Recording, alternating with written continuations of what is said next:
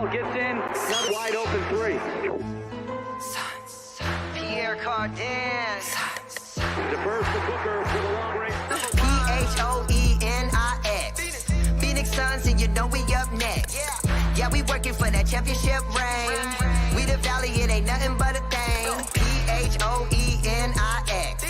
Phoenix Suns, and you know we up next. Yeah, we working for that championship ring. We the Valley, it ain't nothing but a thing.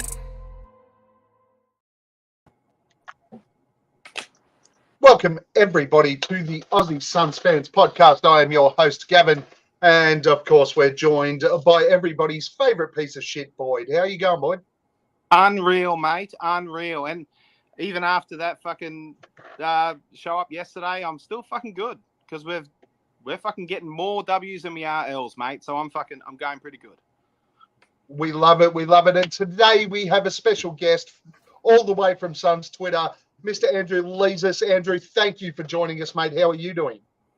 I'm doing well. Thank you for having me. I'm a fan of the podcast, so it's exciting. Of course you are, yeah, mate. Fantastic. Everyone fucking loves this pod. we are your podcaster's favourite podcast, after all. If you're checking us out on YouTube, do us a like, do us a solid, hit the like button, subscribe, do all that sort of shit that we always ask you guys to do to try and help us out and support us maybe a little bit. Once again, as everybody will know, when you look at these YouTube videos, only 10% of the views hit the like button. It takes half a second out of your day to hit the like button. Come on, guys. Let's get fair income. Leave a review on your other platforms, all that sort of stuff. Unless you are locked on Dubs, we're only Suns fans who want to talk about basketball, and we know that you'll get upset that fans are talking about basketball, so you can switch off now. Of course, we are only 6 days away from the next watch party, the Aussie Suns Fans watch party. Our first two in Melbourne and Brisbane were raging successes.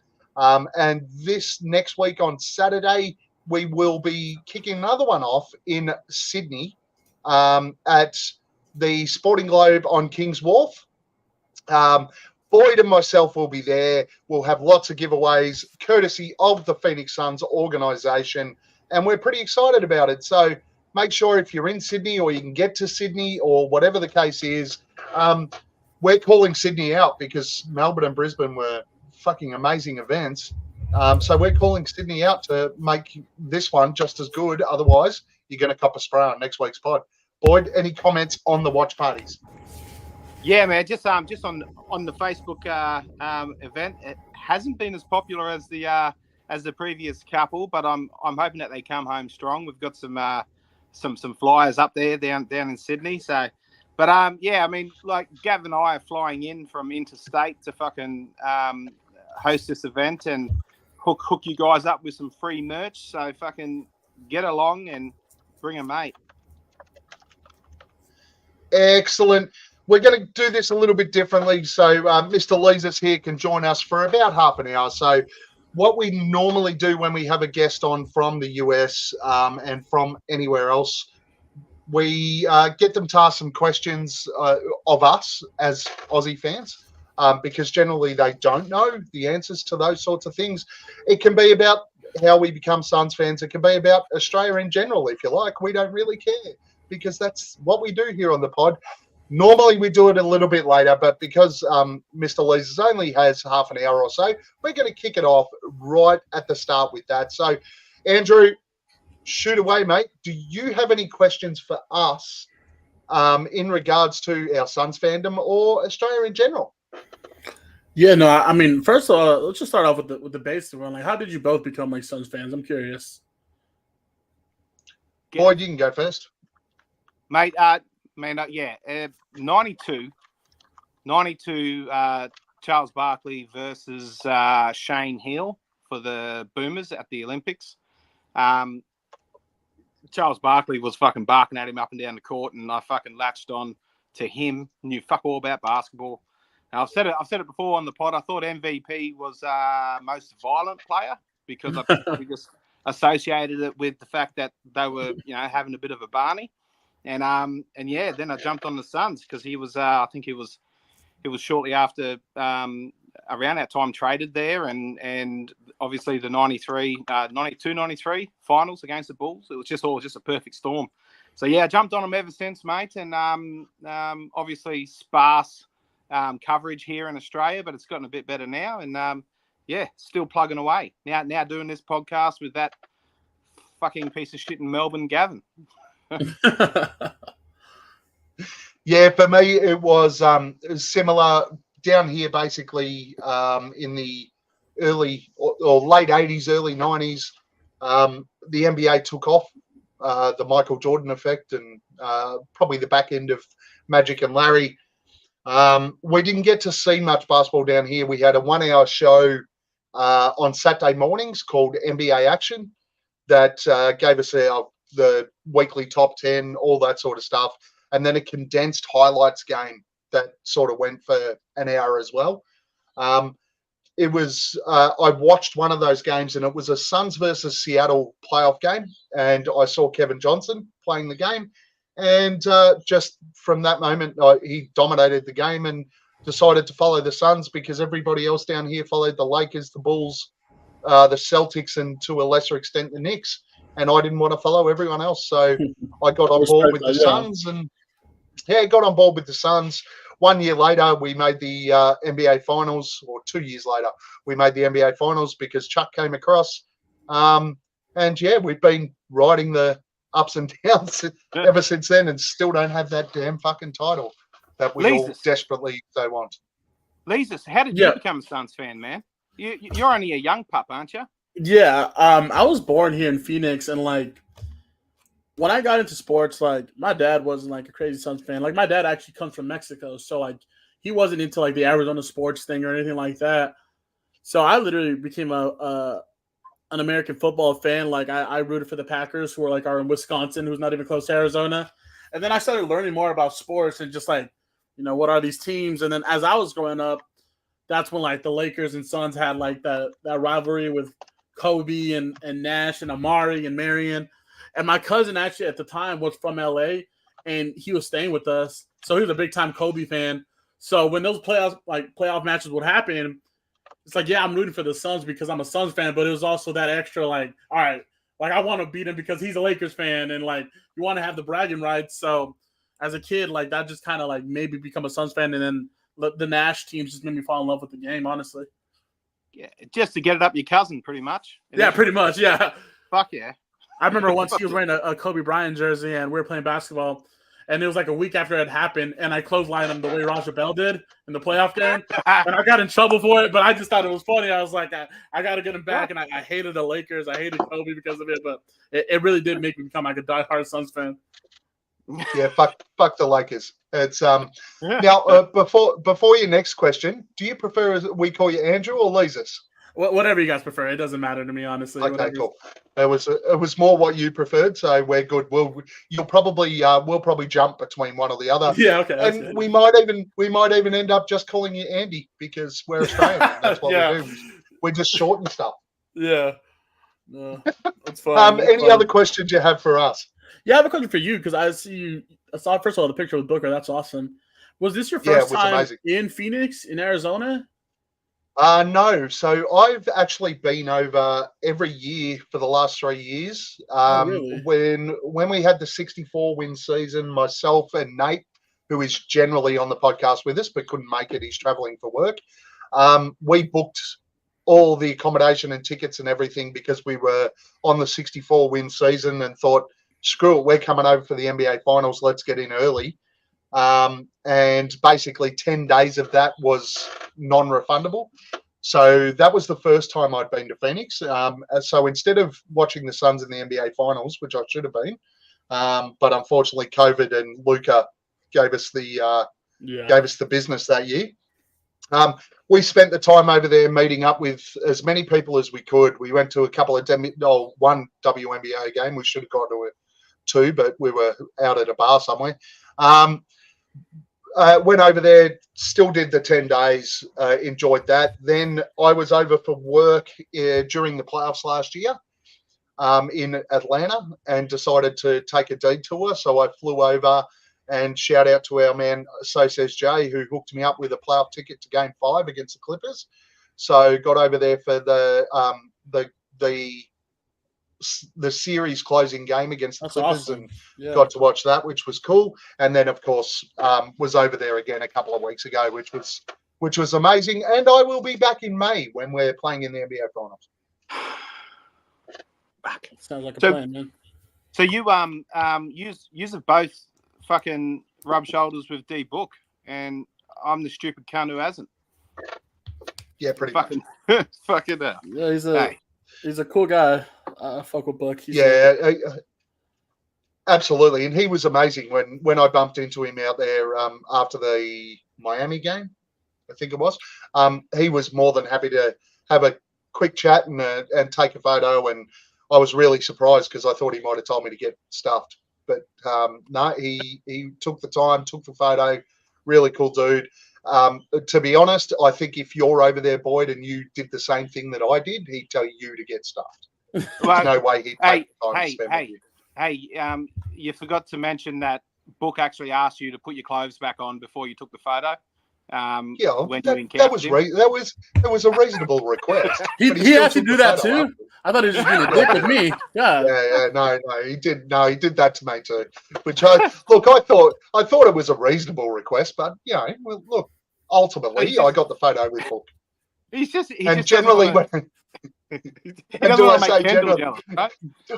Do I say generally when I look at the photo I'm not wearing clothes? Fucking that's a given. We can't say that. Any other questions there, Losers, for us?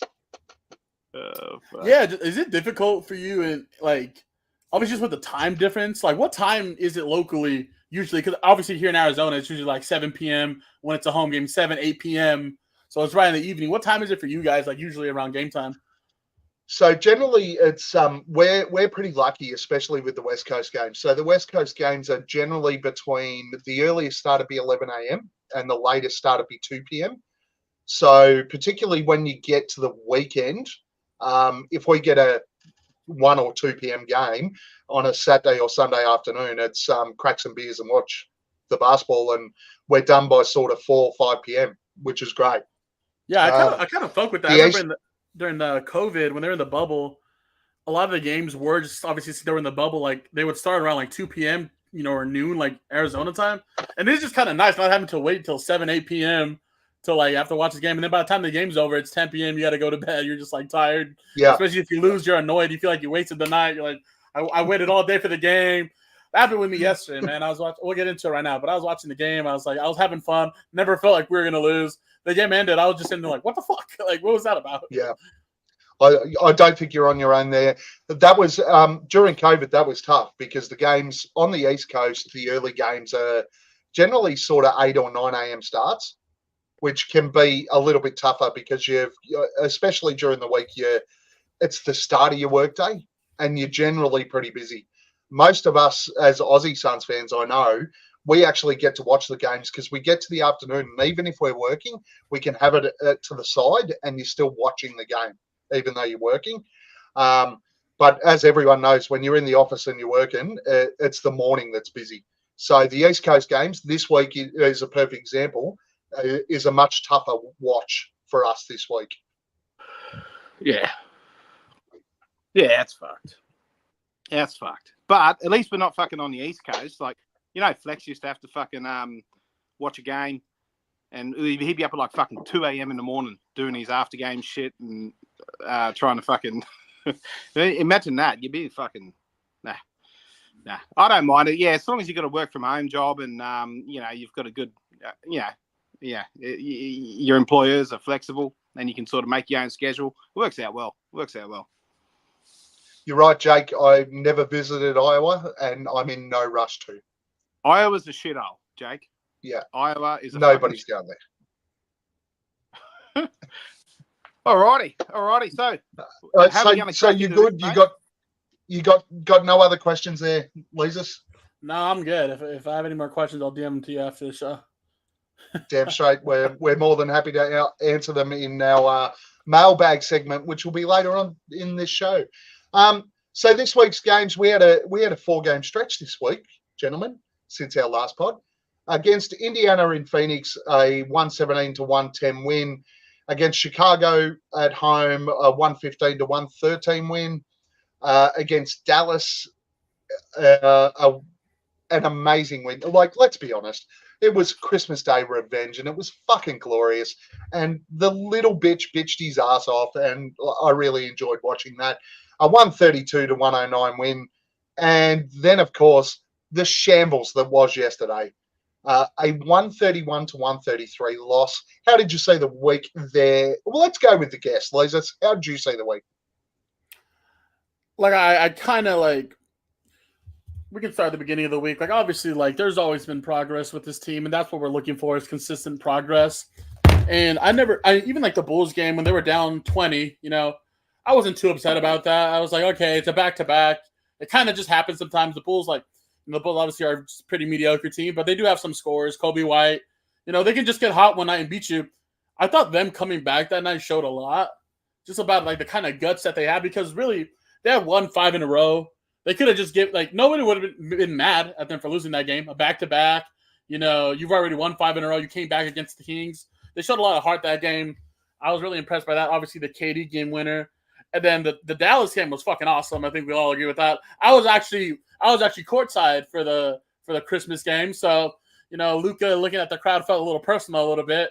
I'm like, damn. Honestly, though, really, he is an amazing player to watch in person. And that game was not an amazing game for me to watch with, Kevin Durant had, 15 points. Devin Booker didn't play too well. I think Grayson Allen was our leading scorer. So that game kind of stung. I remember leaving the arena this motherfucker, is just going to do this to us forever. So watching the Suns kick his ass in Dallas honestly was a lot of fun, and it was fun seeing him throw a little fit there with the fan, get him tossed out of the game, and Booker going crazy. And then ultimately with last night's game, look, Book scores 62, Suns lose. They didn't play any fucking defense. That's just the truth. They didn't play any defense. From the jump, they didn't play any defense. They get 132, 134 with no Halliburton in the lineup. So, you can only imagine what that would have been like. After the game, there's KD stands that want to blame Book. There's, Suns fans that want to blame KD. And to me, I'm just on the side, we just won, 7 in a row? We just won 7 in a row. Booker just scored 62. We're finally getting healthy. I don't understand why after every single game there needs to be a civil war with Suns fans. It's this guy's fault. It's this guy's fault. Sometimes, hey, they didn't come out with the energy they needed. They didn't play defense. Shit happens. You lose a game, you move on. Not every single game has to be you don't have to write a think piece after every single loss. Yeah, look, I'm fuck Luka Doncic, man. Fuck him. He's a fucking. This is why that game was so fucking good to win. He's fucking. It is a rivalry. It's a rivalry because of all the fucking all the whinging that he does, the him and Book thing, the fucking the playoffs, the fucking. It's people still ask the question: is that a rivalry? It fucking is, man. And it gets me up for every single matchup against the Mavs. For me, it's just fucking. I'm on it. I want to fucking kill them. I wanted to leave the whole fucking squad on right to the last second in that game and just fucking put the foot on the throat and choke them out. Anyway, but that's me there, and that's and that fan getting thrown out. Luka's he's doing a good job of walking that back with all that shit, but he got fucking no, he didn't get thrown out. Oh, he was saying all this shit. People say shit all the fucking time. You fucking get on with it. You get paid millions of dollars. Fucking carry on. But anyway, yeah, well, my take. Hold on, just on that. Could you imagine the slander that Devin Booker would have copped on Twitter if he had done something like that? Yeah. There's two different worlds that we're living in when it comes to the stigma and the fucking and the aura. I mean, he still cops the shit now for the double team incident in the open gym. Still, fuck. Yeah, it's we're operating in two completely different worlds with that aura around Luka, and just the fucking. Yeah, I was listening to Suns Jam the other day, and he did his subreddit stakeout with all the other fans on Reddit, fucking talking shit about the all the Mavs fans talking shit about the Suns, And there was a whole bunch of them in there saying that they just Booker has a face you want to punch in the you want to punch it square. Like Yeah, but that's on fucking every still hate it. opposition fan subreddit. Every single one. They all want to punch I- Booker in the face. I don't get it. I swear to God that I swear to God that Boyder and Lissy now don't even bother removing that comment from their weekly notes. They just leave at the top. Just leave it. Yeah. Someone in the opposition subreddit is saying Booker's got a punchable face. What they don't understand is Devin Booker's a beautiful human being. I mean, have a look at the man. This side. Look at him. Yeah, He's beautiful.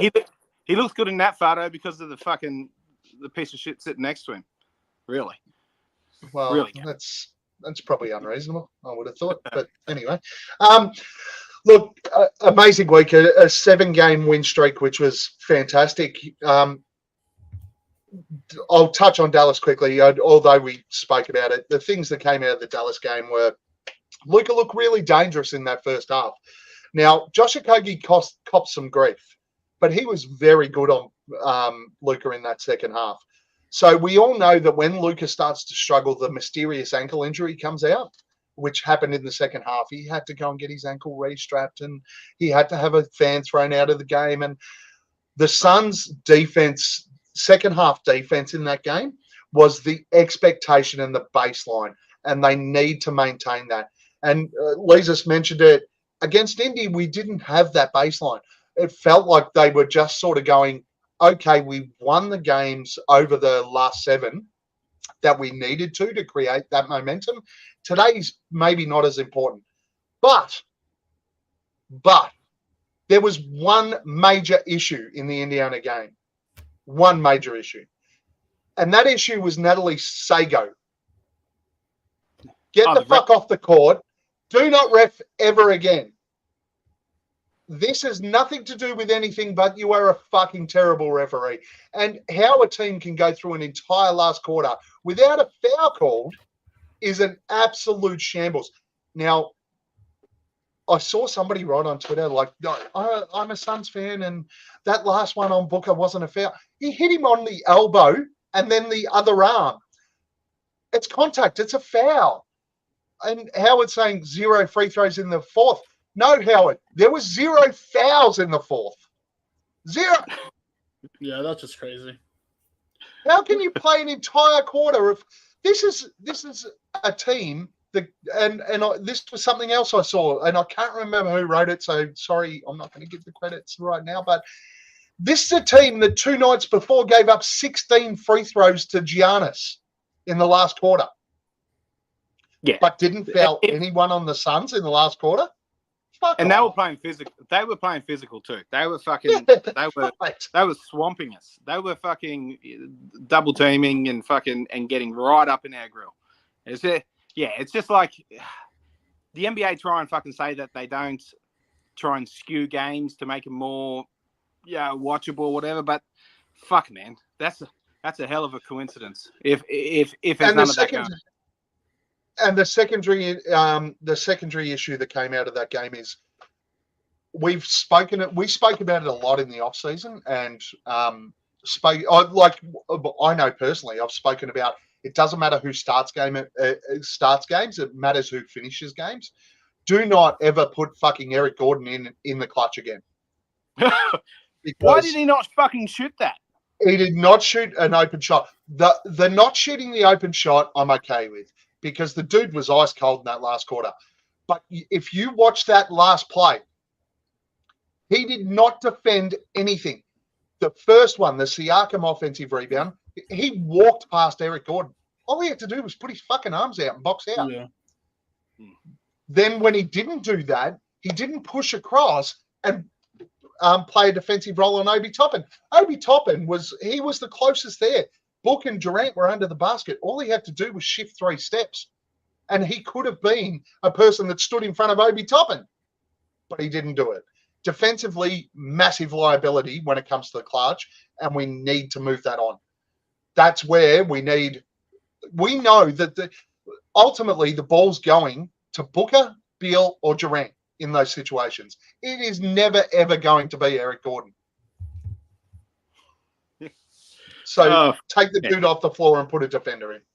Hey, look, I saw plenty of fucking defensive lapses in that game. Book had a couple of real fucking eye-popping ones where cunts were just fucking running behind him and he just did not know or he wasn't paying attention. So he's not the only one there though. Yeah, do you know we would be the worst team for sides after a score getting an uncontested layup under the basket in transition and Drew Eubanks is probably the worst at it. And Drew's last couple of games have been much better, but he doesn't force back at all on that transition piece.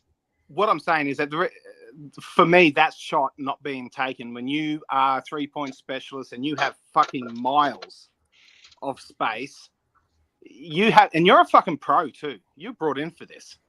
That's a shot you have to fucking take. So there was plenty of defensive lapses throughout that game. And the more alarming thing for me was the fact that he looked as hesitant as fucking Josh Okogie on the 3-point line in that moment. And that's not fucking why we got him. And if he's not going to fucking do it, fucking ship him. Fuck him off. But you're not shipping Eric Gordon, mate. I'm sorry, but that ain't happening. I know we don't, but fuck. That was the most upsetting thing about that sequence of plays. What do you think, Leesus? Yeah, no, I just think it was like kind of a microcosm for the whole game. Just like, again, I don't even think it was, the last play of the game or the KD missing a three with Booker open at the top of the key with 24 seconds. I don't think it was Gordon not taking a shot. Late in the game, KD drives for a layup, misses the layup, probably gets fouled. Again, they don't call a fucking single foul in the whole fourth. So, like, to me, it was just like a whole bunch of – it was just kind of one of those games where Indiana clearly wanted it more. They've kind of been struggling with Halliburton out. They were home. The crowd was into it. To me, it just never felt like the Suns were going to lose. And then at the end, it just felt like they felt the same way. I feel like the Suns felt the same way. I mean, they were up 11 in the fourth quarter. And then it just feels like once, like, Indiana closed the gap to, 6-4, 2 points, it just feels like Indiana had way more in the tank. And the Suns were kind of like, all right, we'll go to Booker a few times, KD a few times in isolation. If they can get a few buckets, we win. If they don't, we're not going to defend. We're not going to get offensive. We're not going to get offensive rebound. We're not going to box out on defense. It just kind of felt like one of those games where they just honestly didn't have a lot in the tank for whatever reason. Fair. But we haven't talked about the 62. The fucking Booker brilliance. I'm sure we're going to do that in about 3 seconds, mate. Because Boyd, who is your player of the week? Devin Booker, because he scored lots of points. Why? Boyd? Mate,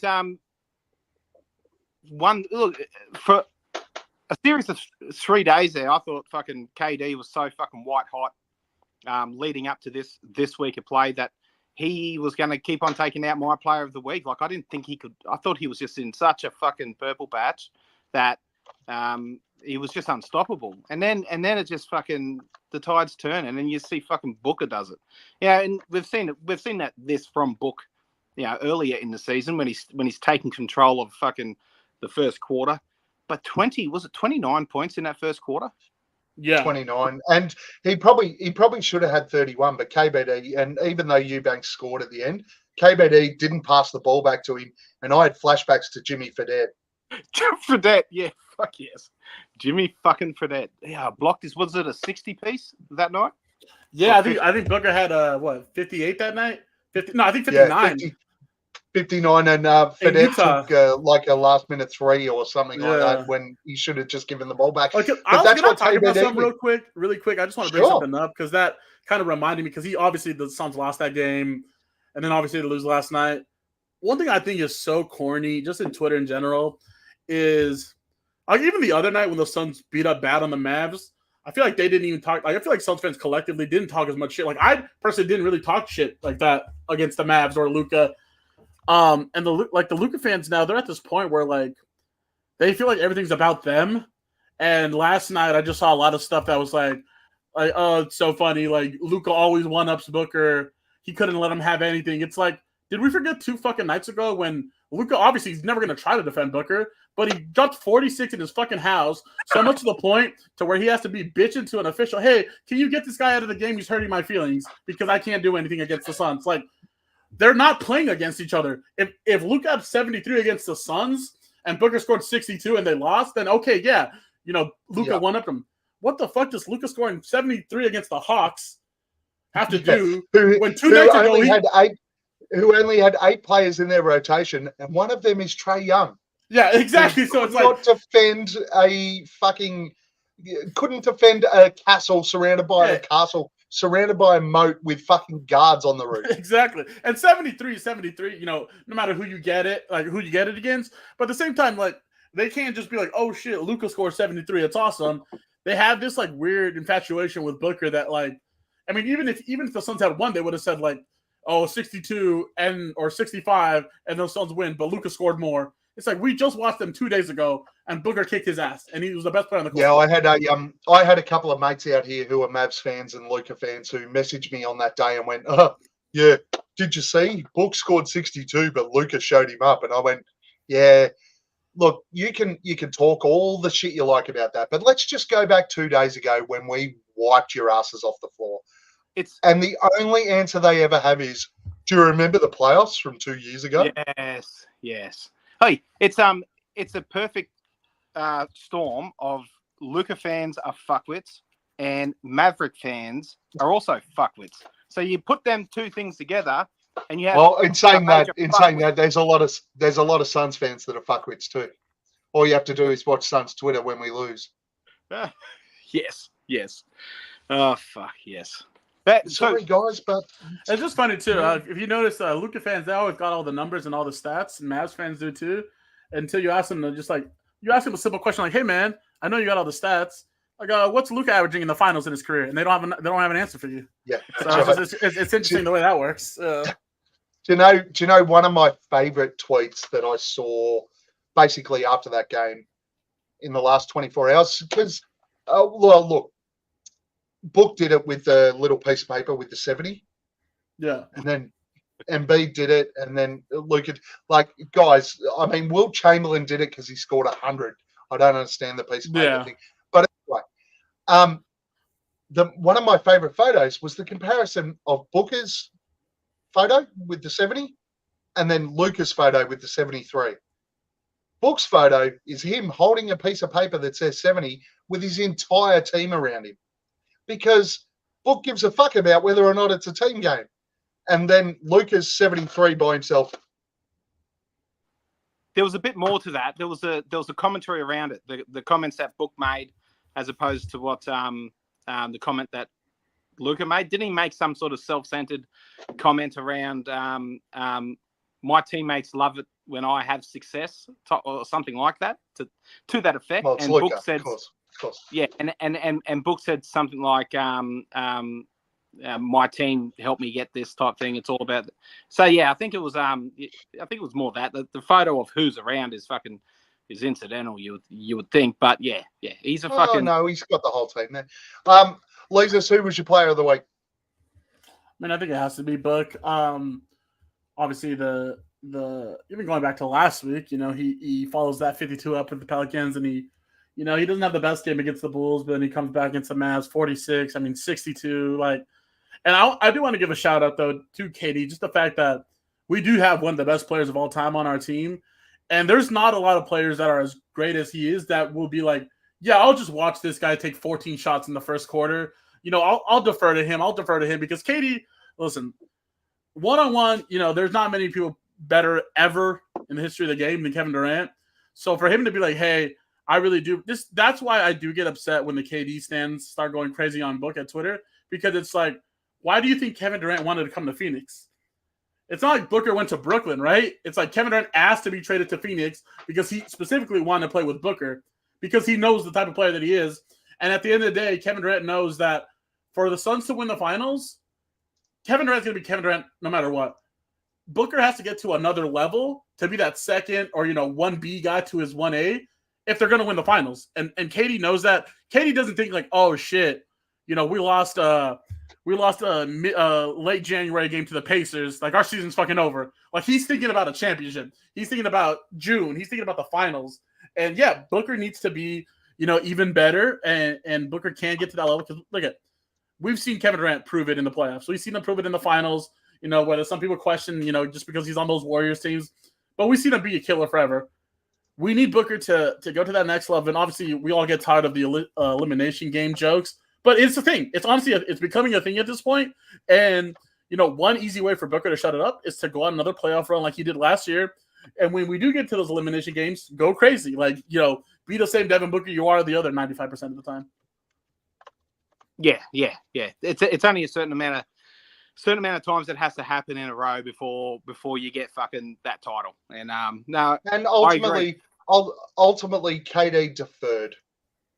He went, this dude's on fire. I'm just more than happy to sit back and watch and defer. And not only that, he was Devin Booker's biggest cheerleader. Like, how often do you get a player who is that good from an offensive standpoint, who's going to sit back and go, this dude is like cooking right now. I'm just going to let him have it. And not even to, again, bring up the Mavs subject, but I do follow like some Luka fans and some like Kyrie fans and Mavs fans in general. And they get upset when they see something. They're like, Luka would never let his teammates go off like that. Like, it takes a special kind of, you have to be securing yourself as a player, as a great player, to be like, hey, KD doesn't feel like, oh, I have to get 4. You don't think Kevin Durant could get 35 every single game if he wanted to, 35, 38 points every single night? He doesn't need to. He doesn't. It's just funny. People call him so insecure and sensitive. If Kevin Durant really wanted to, we saw when Booker was out to start the year. The people that he's leading to wins, the people that, he's making these games competitive with, he's that good. And for him to say, yeah, you know what, this guy, I just think that's the part that stands kind of like they don't see, like the basketball element. I saw last night, when Booker had 29 the first quarter, there was just fans being like, oh, why isn't KD having more plays ran for him? It's like, this is what you do in basketball. You feed the hot hand. It doesn't matter who it is. If they're hot, you're going to keep going to them. Like, that's the way it is in sports. Like, that's just the way it is. Yeah. Yeah, and let's continue the talk about KD. All the love in the world to KD. We love you, KD. Fucking hell.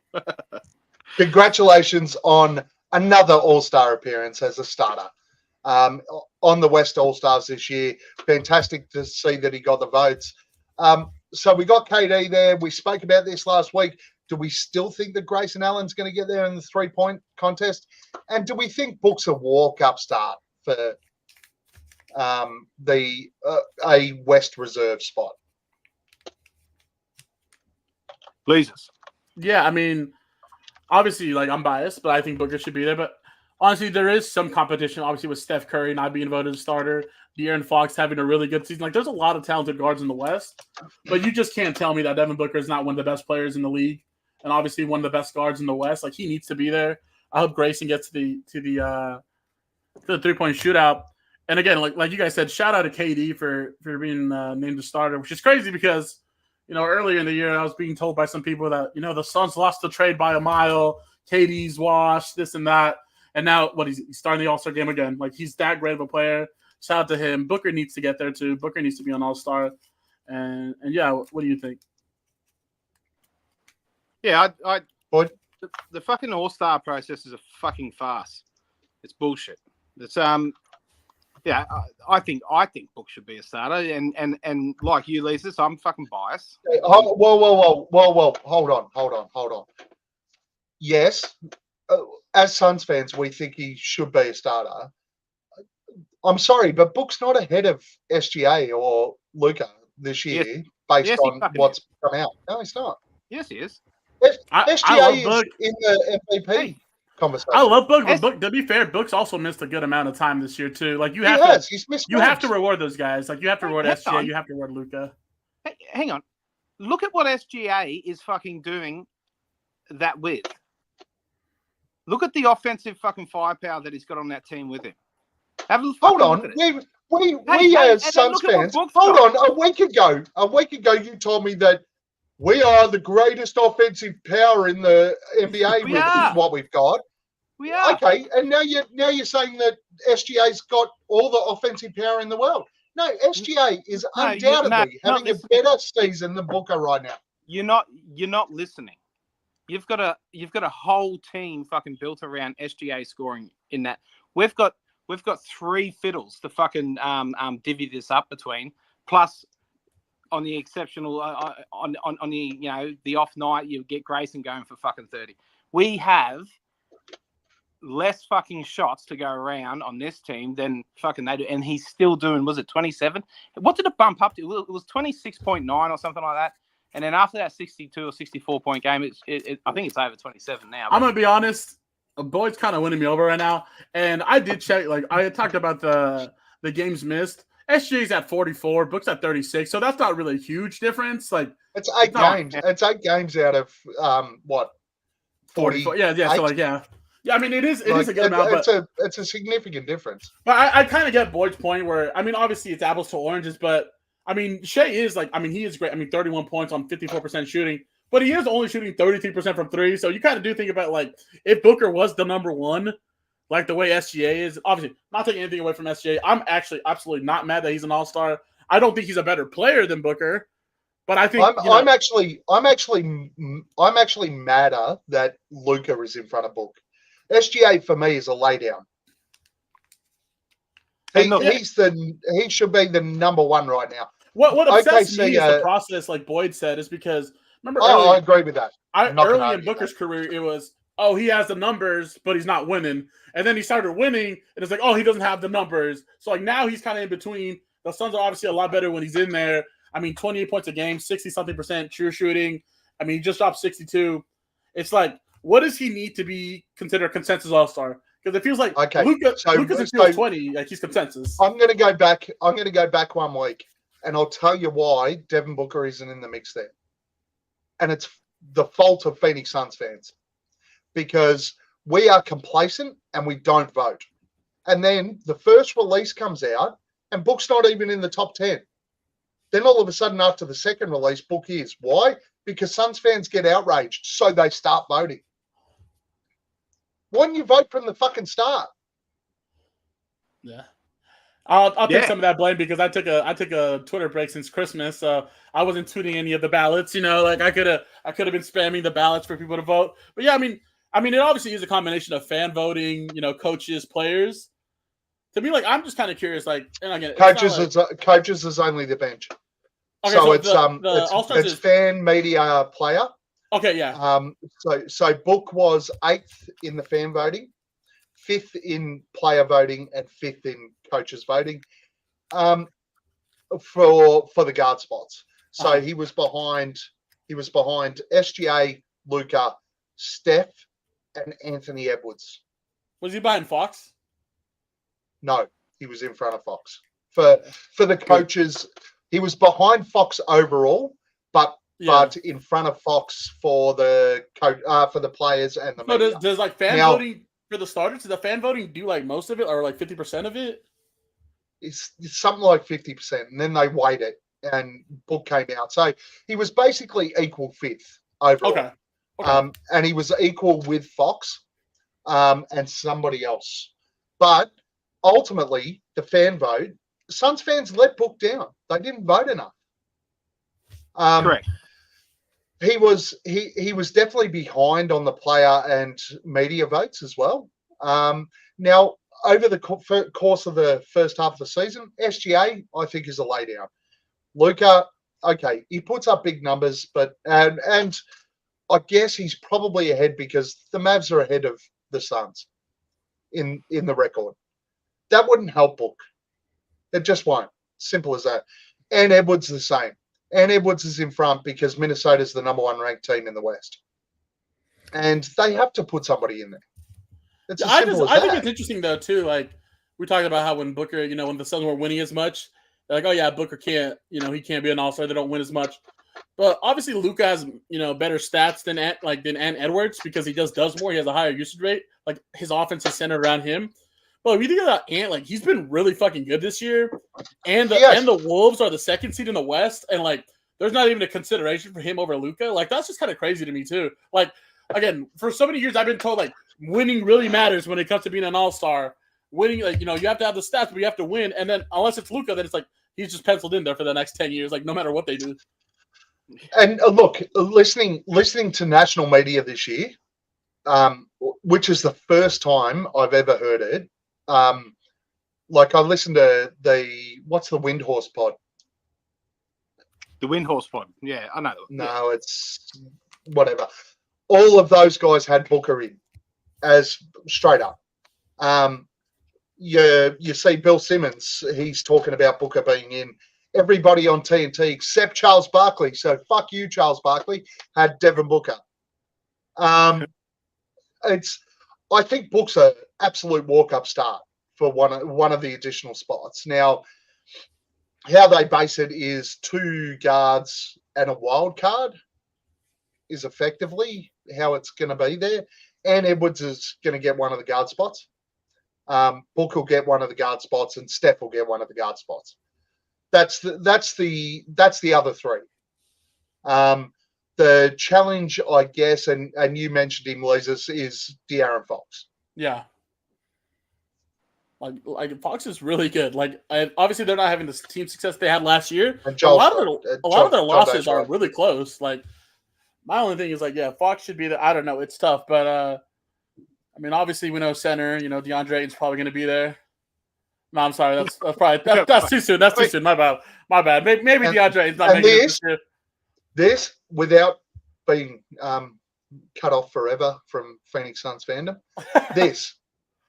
we lose our fucking shit over a Miles Bridges trade that hasn't happened, but we won't vote for Devin Booker.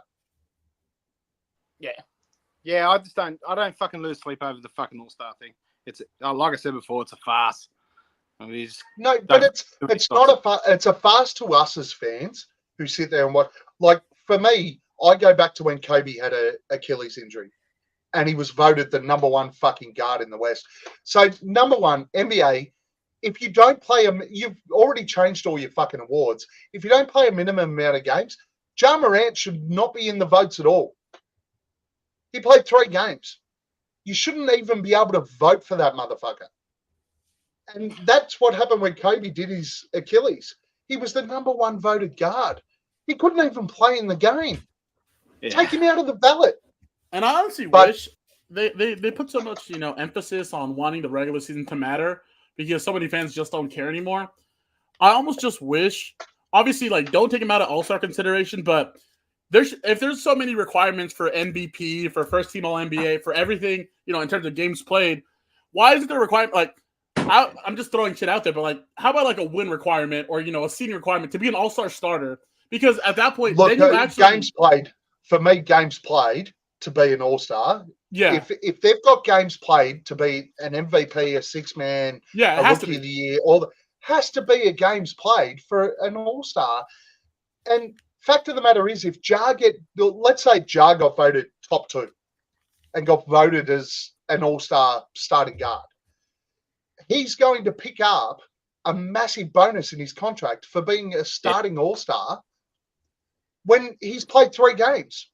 And the reason he's only played 3 games is that he shot up a fucking joint or wanted to shoot up a joint and sat on a plane with a gun and is threatening to bash fucking security guards.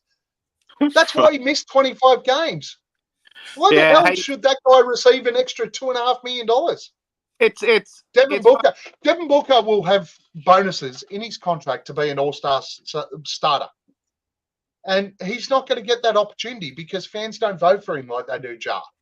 And I think you make a good point because I think I even fall into this sometimes where you feel like you kind of have that old mindset of just a Suns fan, like where the little Suns, nobody cares. And you almost you put yourself in that mindset where it's like, okay, we're not going to outvote a Warriors fan base for Steph or a Dallas fan base for Luka, but it's like, you have to fucking vote. Like, I think so many Suns fans, I think you make a great point there, Gavin, where it's like, they just think there's no chance Booker does it. And there's no chance he can do it. So they just don't vote. Yeah. And the funny thing is that you use this year as a perfect example. Book wasn't even top 10. He was behind fucking Klay Thompson. And yeah, that's a joke. Like, you got a couple of years ago, they fucking... Even that rookie fucking Brandon... No, it was, K-Pop voted for Andrew Wiggins and he became a fucking all-star starter. But again, that was half of the Suns fans' problem. No one voted. Yeah. But anyway. Now, all of a sudden, after the first release, Suns fans went nuts on this one. And Book went from outside the top 10 to 8th. And then after that first initial outrage, all they did was sort of vote here and there. And also, lessons moving forward, Suns fans. If you're going to put a West All-Star vote in and vote for Devin Booker, make sure the other guard isn't Luka or SGA or Steph Curry. You're just negating your vote for Book. Yeah. Cox. That's my rant. Sorry. Does Grayson Allen make the 3-point contest? I see Dame's back to defend his title, but nobody else has been named. But does Grayson actually get a Guernsey this year? Probably not. And because it's all about fucking status. It's all about fucking status. Clicks. The same reason, Gav, that the fucking All-Star voting they're not going to take out Jaron Morant. They're not going to take out Jacoby with the Achilles injury because it's about clicks. It's about fucking these big names drawing attention. All right, so it's just not going to happen. And Grayson is known as a dirty player. I don't know. I don't think he has enough clout. I don't think he's a big enough name. He shouldn't good enough. He should be in there, but it probably won't happen. Yeah, I'm not gonna lie. I'm gonna be pretty sick when Grayson doesn't make it, and then the fans just vote in, Klay Thompson. Who, he's still like a pretty good 3-point shooter, but he's obviously not the player he was. And Grayson's shooting damn near 50% from 3. Like he needs to be, like he should be there. But like you said, it's just like we'll see. There's always 2 or 3 spuds included, right? Like spuds is a bit rough. There's always 2 or 3 lesser known players that are. It's like, why was Julius Randle in it last year? Exactly. Yeah. And look, Cat was in it. Was it last year before Cat was in it? We just have to hold out. We might get Bol just because he's fucking the flavor right now. Bol skills. Well, he's not anymore. He hurt his cankle and hasn't played for 7 months. I know. Lasers, how are you going for time? I probably got like 10 more minutes. I'm good. All right, cool. Let's talk about something that's probably going to wind some people up. Uh-oh. It's trade deadline time, and there's some rumors flying around. Yeah. So let's have a chat about some of these rumors. So the first one, I'm going to leave the controversial one to last. The first one, KJ Martin from the 76ers. Talk out there, the Suns are already engaged in discussions with the Sixers for KJ Martin, talking about a 2nd-round pick, maybe 2 2nd-round picks. What are your thoughts there, Leesus? KJ Martin's obviously a young guy. He's 23 years old. Doesn't get he just hasn't gotten the most playing time this season. But I feel like his name has been rumored with the Suns for years now. And he kind of is what they need is a really explosive, like tweener, like 3-4 guy who's like very explosive. You want him to shoot threes. You want an energy guy off the bench for defense. And you just see the value that it has because the last few games that, Bates Diop has played like pretty well when he has that size and length, like it adds a lot of value to the team. KJ Martin's a name that I like, especially if it's only going to cost you a 2nd rounder or something like that. Like I would be open to that. Boyd? Yeah, man. Well, look, we had interest in KJ Martin before he left Houston. Before he was actually was he traded or did he go in free agency? But I think I traded to the Clippers. I'm pretty sure. Yeah, he was traded. Yeah. We had interest in him then. So look, I had a bit of a fucking sticky beak then, and I liked him as a versatile piece. He's got a lot of fucking growing to do. I don't think he's hit a spot where he's actually he can show his true value just yet.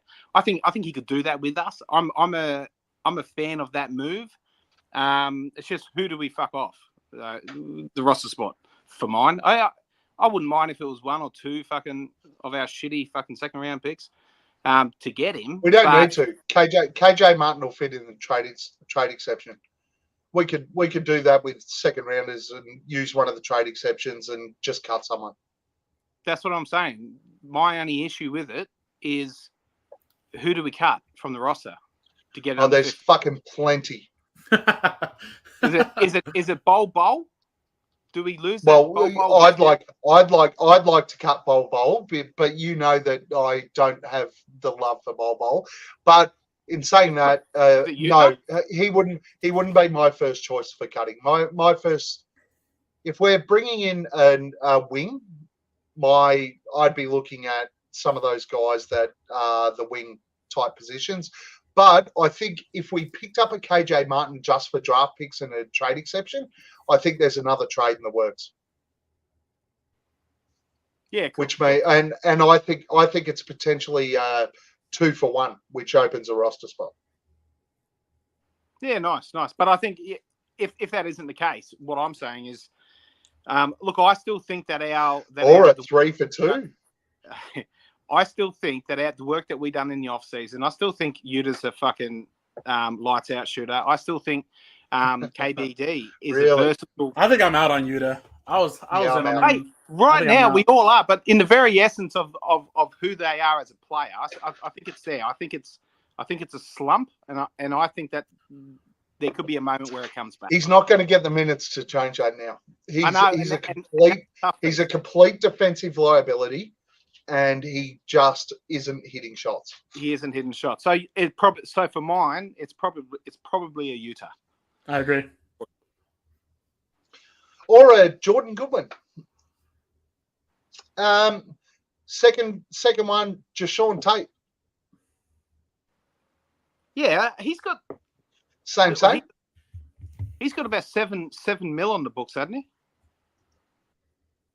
7 milli on the bookie. Yeah, we'd be looking at a Nasir Little trade. Yeah. So I'd take Jashawn Tate over Nasir Little all day, every day. Would you take him over KJ Martin? Yeah, I would.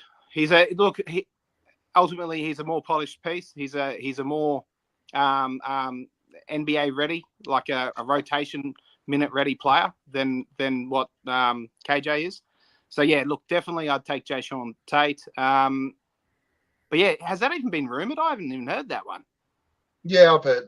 Well, PHNX certainly rumoured that one, and there's been – I saw something Gerald Bourget had fucking 30 options, and I think he was just fucking plucking guys out. No, I did see an actual article that was talking about Jashawn Tate. But okay. Anyway. Is your source D coldest, Gavin? No. That fucking. I don't even follow. I don't even follow D coldest. I'm not legally allowed to talk about it. No, I'm kidding. No, I get in trouble when I talk about it. But... I get in trouble when I talk about it. But I mean, he's not to talk shit, but he's a prime example of, damn, you can really get a following because some people are just desperate to think shit. I remember DC had a few days before the season started, he was rooming DeAndre Ayton for Paul George.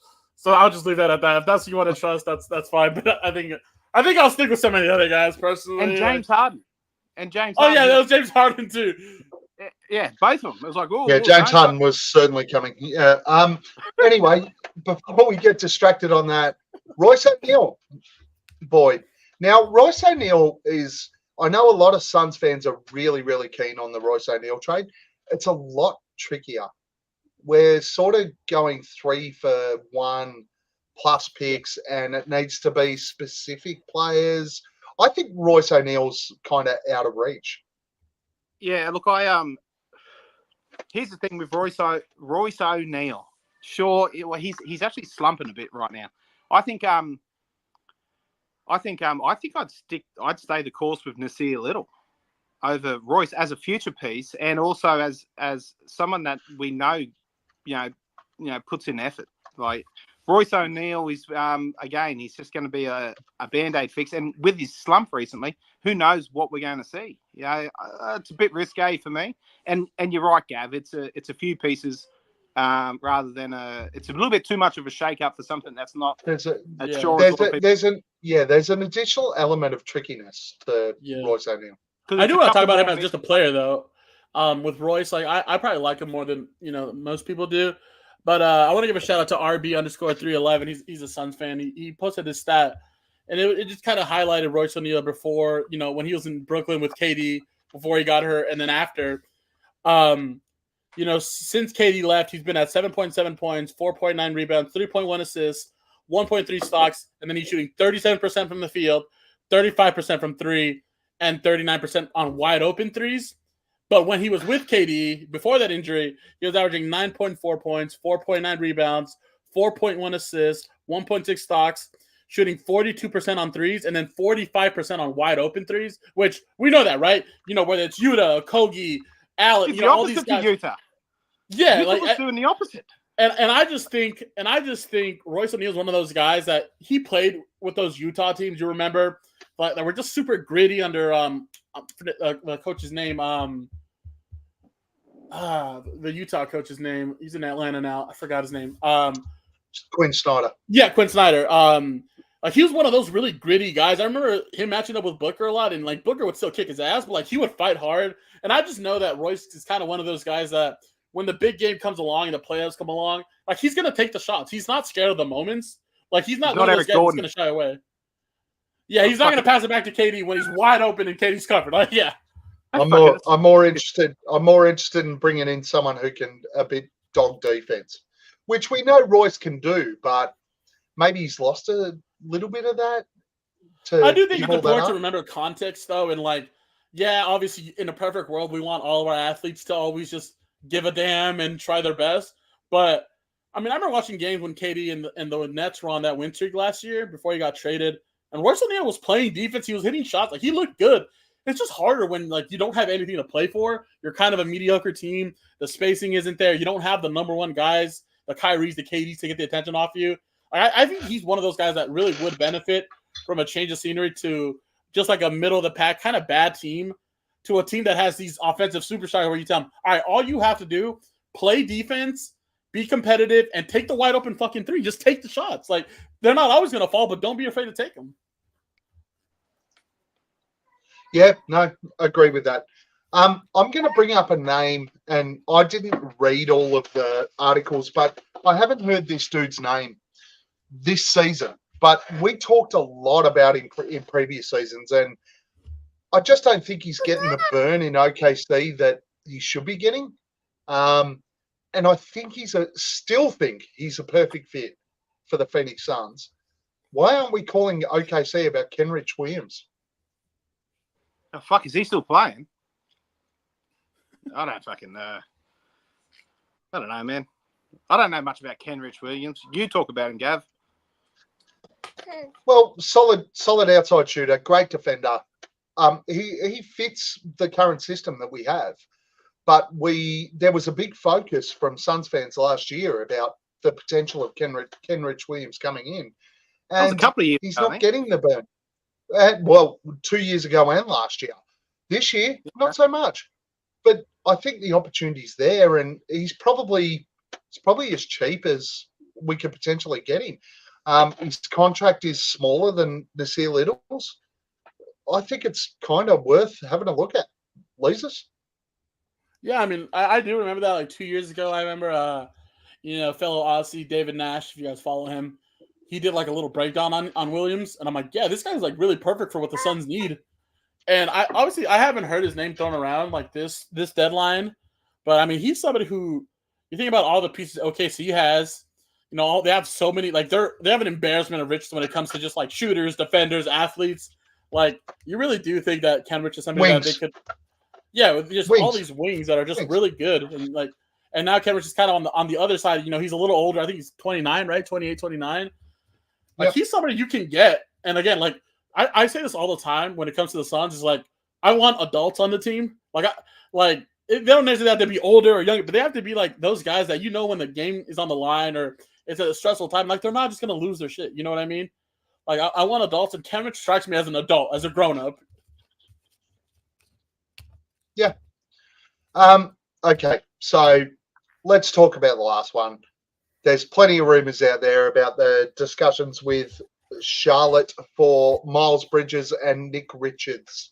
Now, I'm gonna like put a caveat on this. Let's first talk about the basketball fit. Okay. And then we'll talk about everything else. At the moment, the discussion is Nasir Little and some of our other minimum contract type guys. Traded for Miles Bridges and Nick Richards. Give up a lot of our second round picks. I think we have 5 at the moment that we can give up. From a basketball standpoint, how well do you think that fits the Phoenix Suns, Boyd? Yeah, I mean, he'd be handle. He would be handy from a basketball standpoint. No fucking doubt. They've got 2. Let's not eliminate the fact that the discussion is around 2 players out of Charlotte. Yeah, no, Nick Richards, I'm all for. From a fit standpoint, 100% Nick Richards and what's his name? Flex convinced me because he's got all the insight on that man. And but yeah, look at after hearing Flex gloat about him, I actually picked him up in fantasy and he kicked ass. So that's when I started paying attention to him. But hey, look, okay, Gav, it's a fucking nice fit. Is that what you want to hear? It is. We all know that.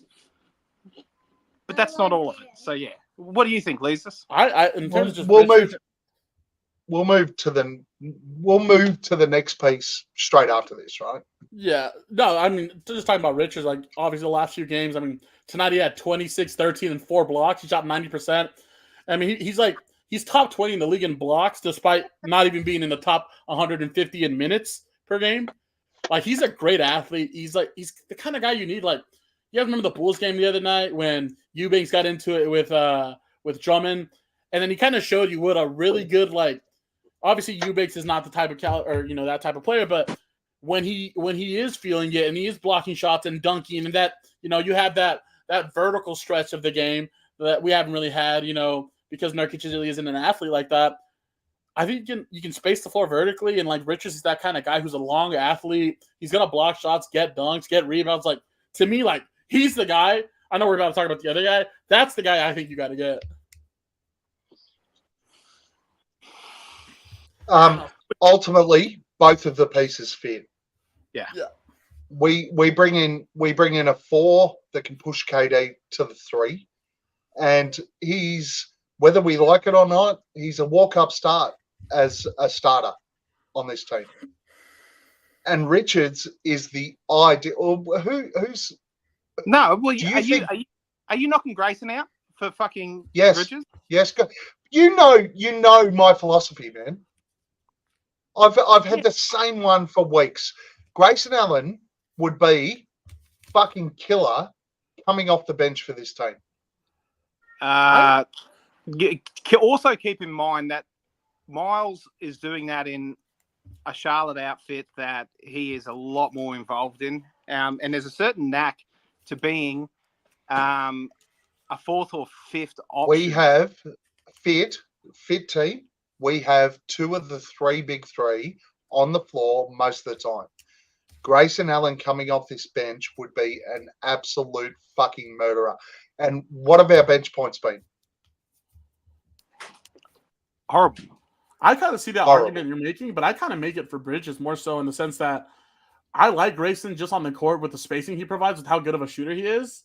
Yes. Like, they can't. I mean, with Bridges, he's a good athlete, great athlete. He can get to the rim, he can block shots. He's that kind of that kind of wing that's kind of in between, power forward and a small forward. But he probably would play the 4 here. But Grayson's, he's almost a 50% 3-point shooter. Like, you can't help off of him, or it's a layup. To me, you bring Bridges off the bench, and that's kind of what you haven't had in like years. Somebody that can come off the bench. Bridges can get 15, 20 off the bench. He's a great athlete. He'll have the ball more in his hands if he is coming off the bench. Like, to me, and again, you talked about it earlier. You don't really care who starts the game. You care more so who finishes the game. Like, yeah, Bridges could be somebody who finishes the game, maybe even in a small ball lineup, with Grayson in there. It depends, like, what Vogel wants to do. But speaking purely basketball, with what it would take to acquire him and the type of player that he is, it would be a fit basketball-wise. Yeah. And look, I agree with this, Midge. If we bring Miles Bridges in, we bring him in and he'd be gone next season for one of 2 reasons. So, before I move to the next part, Secondary, Nick Richards is the perfect backup for Nurkic. So 100%. ultimately, we're looking at a title. And that is where the Phoenix Suns have placed themselves. They're going, we've gone all out to win a title. So these two players would put us in a far better position to do so. Now, from a Suns fans perspective, do you want Miles Bridges on our team, Boyd? No, I don't. Just go and have a look at them fucking photos of his ex that he flogged the shit out of. And just ask yourself, look, can you imagine putting that into your fucking locker room? Like that fucking... Could you imagine catching up with this guy for a beer and not wanting to fucking knock his head off yourself? Could you imagine just kicking it with him and vibing with him? Knowing the fucking piece of shit things that he does in his fucking day-to-day life. I mean, fuck, if you put that in there and I don't stop following the Suns, but every fucking week on this pod, I'll get on and I'll refer to him as that piece of shit Bridges, which I don't like saying because of Macau, but you know what I mean. So it's for me it's a no-brainer, no, and we don't need it. I think we've got what we fucking need. I wouldn't care if we didn't make a move. We don't fucking need to. Why bring that smoke? Can I play devil's advocate? I know you want to. Well, and look, before I play devil's advocate, this is my job as the host to play devil's advocate. It's your fucking job. I don't agree with this shit, but let me just play devil's advocate for a second. There's just as many videos of his partner being just as bad as he is. Yeah, but he's a fucking man. He's a fucking this balls wide, up, this right? fucking tall. I agree with that. I'm throwing this out there. And number two, he's a man and he's got a balls up for sure. Absolutely agree with that. Number two, it's not like this Phoenix Suns are completely clear of this sort of behavior in the past either. No, we're the not. Guys that we really, really like. Hey, it's a case by case, fan by fan basis. Were you okay with the fucking, with the past discrepancies? No, I fucking wasn't. I don't want to fucking go there again. I said I'm playing devil's advocate, right? To me, I don't like the discourse on Twitter when it comes to him. When they say like, listen, obviously none of us are God, none of us are the judge of everybody. We don't know everybody's heart. But at the end of the day, people are treating this like as if he like was caught with drugs or he was caught, or a drunk driver or something like that. Like he hit a woman. Like that's not something like, I mean, personally, like that's never fucking crossed my mind. And obviously you playing devil's advocate, you brought up, there's videos of her doing stuff. I haven't seen them, but you're bringing up, I've been in situations personally in my life where I've been around a woman that's been like acting a certain way. Never once in my life had it crossed my mind to fucking put my hands on her. And to me, that's not something where it's like, absolutely agree. He needs a second chance. It's like he even got a fucking second chance. He broke his probation because he broke his restraining order. Like, and then people say, "Oh, she forgave him." You know how many cases there are of people who get abused?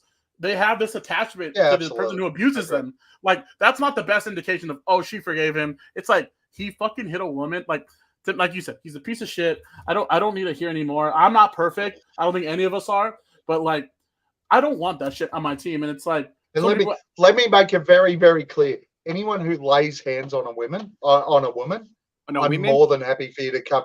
I'm more than happy for you to come and knock on my door and tell me about it because I would love to punch you in the face.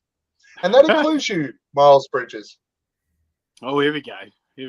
He's going all fucking hammo, calling out Ben Simmons. He's calling out. Not going to go that bad, but we need to lay it out there. And look, Lisa's, I think you said it perfect, right? None of us are perfect, and none of us have all of the information. But ultimately, for what we sort of seen and heard, it's not the greatest. Yeah, and for me, like personally, I saw the images of his wife, of his girlfriend, whatever.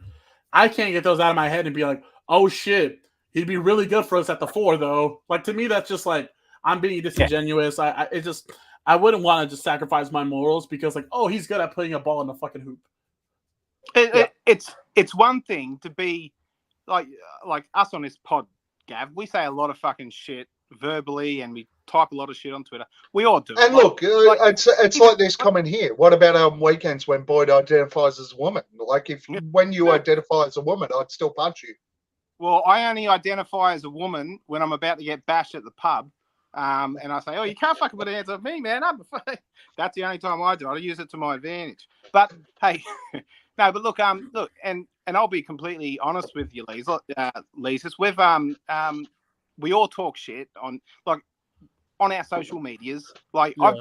I've been on you and I've been off you for certain comments or this, not getting a DA tat on your face. Yeah. Face tat thing, the DA. I've been on you and off you. Yeah, no, that's disappointing by you.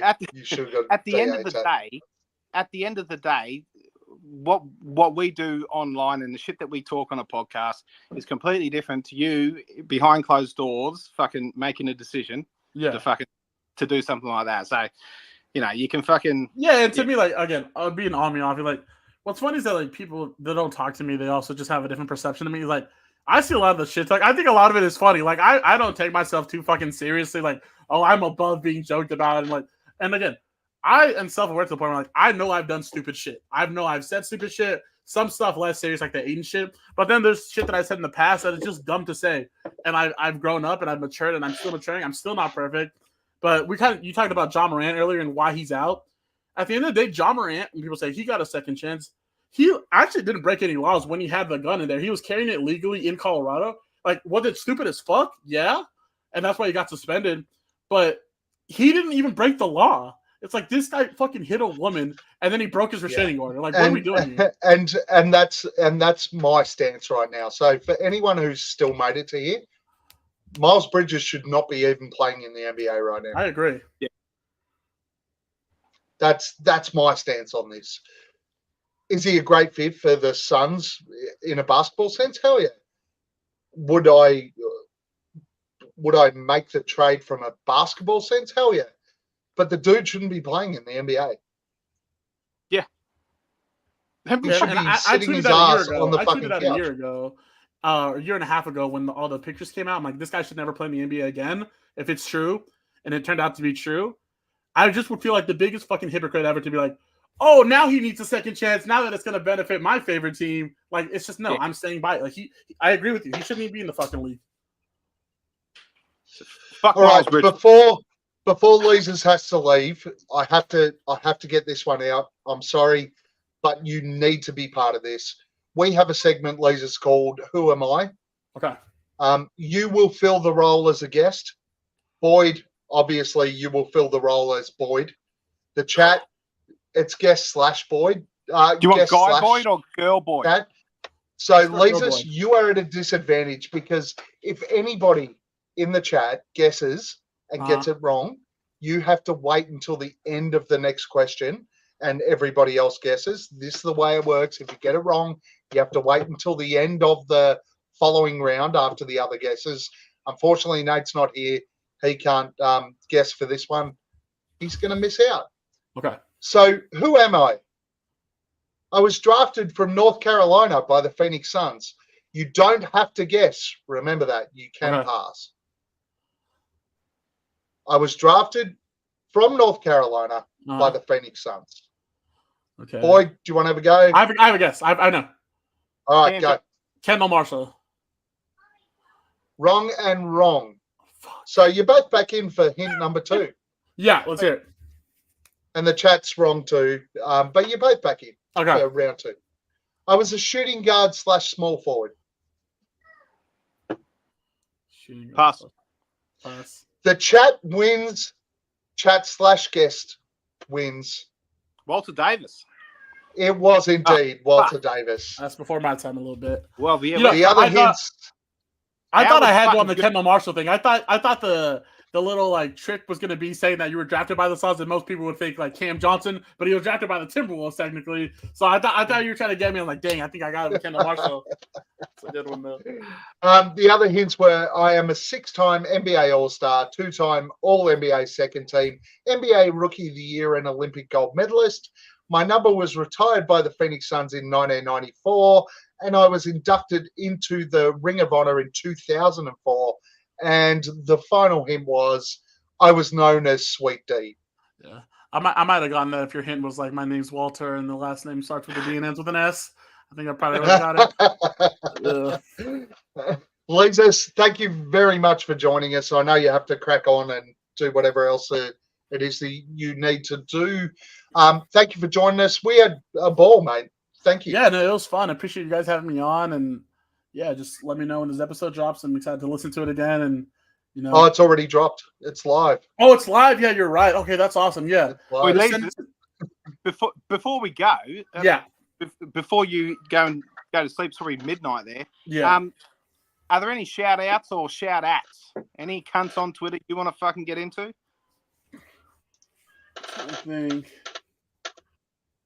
honestly, I just want to give a shout out to all the fucking fans that don't lose their mind after every loss. Shout out to those guys. Shout out to the people that can keep their cool and like always just like not every loss has to be the end of the world. Like I see your guys' tweets. I appreciate you guys keeping it cool too. Like I appreciate fans that are passionate. And like I never want to take away the passion side because during the game I just tweet some crazy shit sometimes. I get upset. But after the game's over, man, let's move on to the next day. It's not the end of the world. We're good. Agree. Hoorah. Hoorah. Agree. Where do we find you? Yeah, just on Twitter. My handle, I guess X, right? My handle is Andrew Lizas. You guys can follow me. Type my name in. You'll probably see some crazy shit and some awful shit. But I'm just a Suns fan. I like to have fun, and hopefully, when you guys get to know me, I'm not that bad. Sweet ass. No, sweet we appreciate you jumping on, dude, and thank you. Well, thank you so much for jumping on. We had a ball so far, and we've got a little bit more to go through, Boyd. But no, Lizas, thank you for joining us. Appreciate it, and we'll certainly catch you around the traps on Twitter. Yeah, I appreciate it, guys. The honor was mine. Seriously, have a great rest of your show. See you, mate. Thanks, man. Bye. Boyd, 4 Yo. games this week. East Coast trip. Orlando, Monday, 10 a.m. Miami, Tuesday, 11:30 a.m. Brooklyn, Thursday, 12:30 p.m. And Atlanta, Saturday, 11:30 p.m. 11:30 a.m. What's your prediction? I'll say all W's for obvious reasons. No. This out of most weeks, regardless of whether or not you think that I've always picked wins or not, this is a fucking walk up. This one, this is fucking. You saw the Atlanta game. The fucking we can apply a little bit better defense than what was fucking shown there. You look at Orlando. We had them. We've got their number this season. Miami are in a slump. They're fucking nowhere. Yeah, man. Give me the 4. So it's 4 games. 4 games, is it? 4 games Yeah. before Yeah, we pod yeah. next week. Give me all W's, mate. Hey, by the way, the Atlanta game we'll be together. The Atlanta game, yes. And it's at a watch party, and we haven't got a good fucking record at parties. Time to turn it around. We're 0-2 at watch parties. We are. And we at watch parties have not seen the big 3 yet. It's good to have a skin full though, and just be fucking to help us deal with it. Well, but, it's good for you to have a skin full because you fucking wouldn't buy your own beers. Hey, I'm going to buy you a couple. Fuck, I weekend. hope so. I'm broke as fuck. You can buy me a couple back as well. Just, you know how it works. No, that's not happening. We are going 4-0 this week and moving within striking distance of the top 4 in the West. Because our guys love a road trip. And while we lost to Indiana, we lost to Indiana because of Natalie Sago. So as long as she doesn't officiate any of those games, we're good. Yeah. Boyd, mailbag time. We do have some questions this week. All right. And some good ones too. Good ones. All right. So here we go. Taking into account all NBA jersey designs in the history of the NBA, which team has the worst jersey designs overall? Which team has the worst? Fucking Charlotte. Charlotte, the Okay. fucking clip Okay. thing. And I look, do like some of those Charlotte jerseys. So yeah, look, yeah, I think it's more so the colouring for me. Yeah, Charlotte for me. CLT, like fuck, come on. yeah, I think I was going to say you just went there because the clip jersey, right? Yeah, I'm not a big jersey guy. Look, I agree with Joel. The Charlotte pinstripes from the Larry Johnson, Alonzo Mourning days, Are amazing. you talking about this year or all time? No, just in general. In general? Overall. Oh fuck. It says, taking into account all NBA jersey designs in the history of the NBA, Oh, all right. which team has the worst jersey designs? Oh, just fucking either Denver or Washington. Like I said, I'm not a big jersey guy. So for me, it's between two. This is one of them. Utah, fucking horrible. And Cleveland. Cleveland's jersey designs are fucking horrific. I'm going to go with Cleveland. They are just have not had, I can't think of any good Cleveland jersey designs at all. Yeah, well, I'll take Washington. Off the top of my head. So for me, they're Denver, Mini kind of sucks, but Mini's had some good ones, right? Like they've had some really nice jerseys. But yeah, for me, Cleveland, horrible. Not including Luka or any current NBA player, who was the NBA's worst complainer? The worst complaint? Fuck. Oof. Give me fucking complainer. See, there's a difference between complaining and fucking being a firebrand type and fucking complainer. I don't know, Gav. Throw one out there. Okay, give me your current complainer, except Luka. It's Luka. Yeah, oh well, yeah. Luka's Luka and LeBron are the two, right? Yeah, they're the main two right now. Pre that, Kevin Garnett used to suck a bit. Yeah, he was, but the way that sooking to me is the fucking real victim type of thing. Oh my god, I can't believe that. Now Kevin Garnett more like KJ. Yeah, but there's a different way that it was sort of delivered, which doesn't sound as whingy. It's more like fucking trying to dominate a ref rather than whinging at them. It's different. Who's a whiny fucking player? I can't even fucking think of one.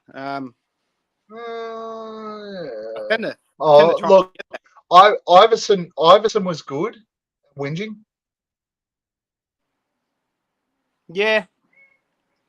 I'm fucking lost for that one, Gav. I really am.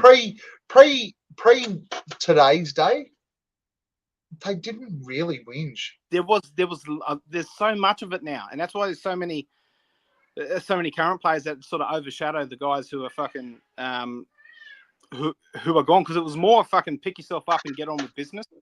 Yeah. Type of attitude. Yeah. I don't know. Sorry, man. I can't. All right. Eric Gordon had a big sook about not getting the ball enough. He gets the ball at a wide open 3 and passes. Is he special in the head? Is he? Yeah, he's not special in the head, but he's fucking. Yeah, and I said it earlier. It's fucking disappointing. It's really disappointing. And you were talking about bringing a guy in who was that Royce O'Neal type. That was he's a closer. I think it was either you or Lises were saying that you bring him in because he's that guy. Eric Gordon's supposed to be that now for us. So and he had that game where he helped us make that massive comeback, and he was hitting them clutch late game threes, and we just need that again. Don't take your fucking eye off the prize. Fucking yeah. He's a spud for doing that. But I don't think it's happened. Who of the rumours, current rumours, would you like to see come to the Suns via a trade? And who do you think the Suns should give up? Or do you think we should just wait until the buyout market? Yeah, wait for mine. Wait. For me, I'd love to see them chase KJ Martin. We give up nothing. His salary fits in the trade exception. It works. PJ Tucker styles. Yeah, he's finished. No, I'm still on him. No, waste of time. Don't do it. Waste of time. Sucks. We've already had this argument, Gav. We've already been there with PJ Tucker. Fucking move on. Don't need that shit. Basketball wise, this is absolutely spot on. Fuck off with that shit. Well, that's spot on. Boyd. What? Is it your voice on Suns Jam that says, Matty, mate, I've got to ask? Yes, it is. It's my kids love it because I'm always listening to Suns Jam straight after game. And they love it when it comes on and they're like, thank you, Dad. Yeah, it is. Are you on any of the other drops? No. No, I'm not. No. I'm likely to be on a lot more of them moving forward when I take Lissy's spot as a co-host there. Right. Is that on the cards, is it? No, that's just me just fluffing myself. Is it? So you're moving on to another pod as well. Is it me? What? Is it you? Is it me that's driving everyone to other pods, or? No, man. No. I'd never leave you, Gav. I'd do both. Me and you are forever. Hey, Boyd. I would kill everyone in this room for a drop of sweet beer. So, Homer, please feel free to tell us anything. Who do you want to have a beer with? I wanna look. Really, it's the Suns front office, and it's on the Miles Bridges topic. It's like fucking, and I just want to fucking say, is it James Jones or is it Matt Ishbia? I don't know. I just want to say, fucking, why we've done so well up until now. We're just starting to get things back on track. Don't need the description of that fucking Bridges cunt. Look, just don't. And have a beer and just say, mate, it may not even work out. Why fucking dirty the waters if you know we're about to jump into the waters of the finals? Fuck, just don't do it. Don't. I want to have a beer with everyone who is going to rock up to the Sydney watch party. 1 week, or less than 1 week to go. Next Saturday, next Saturday. Fucking hell, I just realised that Friday next week I'm going to have to hang out with you. Yeah. You have to pick me up from when I drop my car off, mate. I'll have my list of demands later on during the week, mate. I'm gonna have to what now? Did you just say I have to what? Pick me up from somewhere. Don't worry about that shit now. I'm not picking you up, mate. You fucking are. Get your own fucking Uber and get to wherever I am. And no. Let's have beers. I'm not coming to get you, mate. I'm not paying for the Ubers as well. Hey. I'll tell you what you're doing later, all right? Just fucking don't sweat it here. You ungrateful piece of shit. I'm ungrateful. Are you staying in my hotel? Yes, I am. I'm staying in your hotel. Bum an Ubers off you wherever I fucking can. Get you to shout me a few beers. And I need you to pick me up from the fucking car rental place. It's not happening. It's not happening. So I want to have a beer with everyone at the Sydney watch party except Boyd, because I didn't even know he was going. Now it upsets me that he's going. Can't believe I have to spend 2 days with you. Time for the flog of the week, and trust me, they are ugly, very unattractive. Google their face when you're done here. Who's your flog of the week, boy? My flog of the week is our former co-host, Hemo. Who So dare get this. I wake up this morning, as I do every single Sunday morning. I get up, I have my fucking cornflakes, my coffee, and Hello, Mrs. Boyd. I turn on to YouTube to watch Suns Planet Pod and just see fucking Jake tear it up and him and Sunderus go at it. Hemo come in with his quirky little one-liners and judging whatever he's judging or whatever. And he just no show. Didn't fucking show up. Fucking flog, man. You can't fucking do that shit. You got all the time in the world now, Hemo. You're not putting in all the hours of research for the Suns pod, for the Aussie pod. You got all. Be better, man. Just fucking be better. But we'll talk about this at Sydney next weekend when we're having beers. Jesus, just. Is Boyd a sloppy drunk? Boyd's a sloppy sober. Sloppy bottom. No, I'm not. I can be. My flog of the week is, and no, I'm not going to let it go. My flog of the week is Natalie Sago. Learn how to fucking referee, because you destroyed an entire game and a really, really good game of basketball just by being fucking shit. Was she the only one making the calls? She was the one not making the calls. But was she the only one capable of making the calls?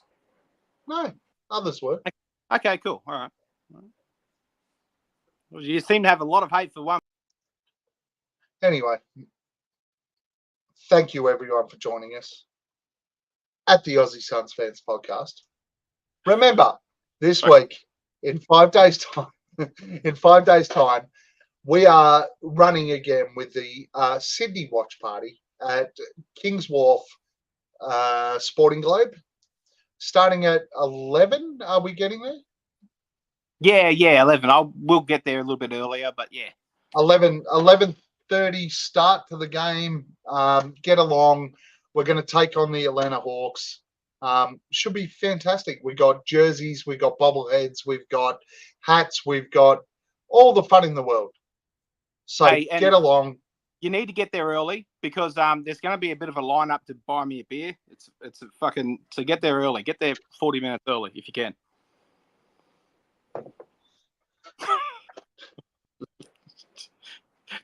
Awkward silence, Gav. Don't fucking rubbish it. Let's go. There is. We get along to the watch party. It's going to be a hell of a lot of fun. John Doe, make sure you make it along. It's going to be fucking fun. It'll be a laugh. Even if you can make it along for an hour. You don't have to be there all day. Come in, say hello to me and Boyd. Well, say hello to me and punch Boyd.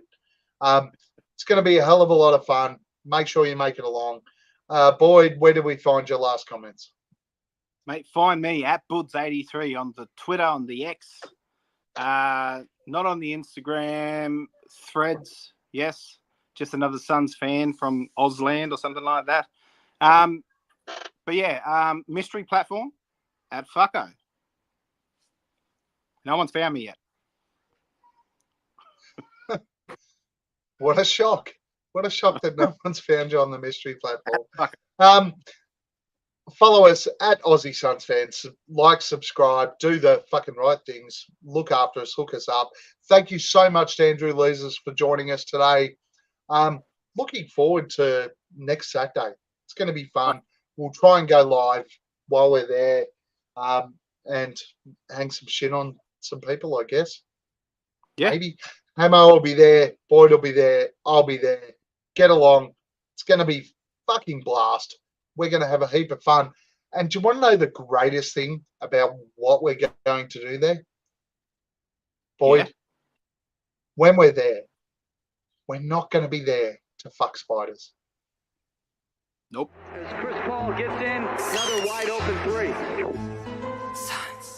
Pierre Cardin. Defers to Booker for the long range. Phoenix. Phoenix Suns, and you know we up next. Yeah, we working for that championship ring. We the valley, it ain't nothing but a thing. Phoenix Suns, and you know we up next. Yeah, we working for that championship ring.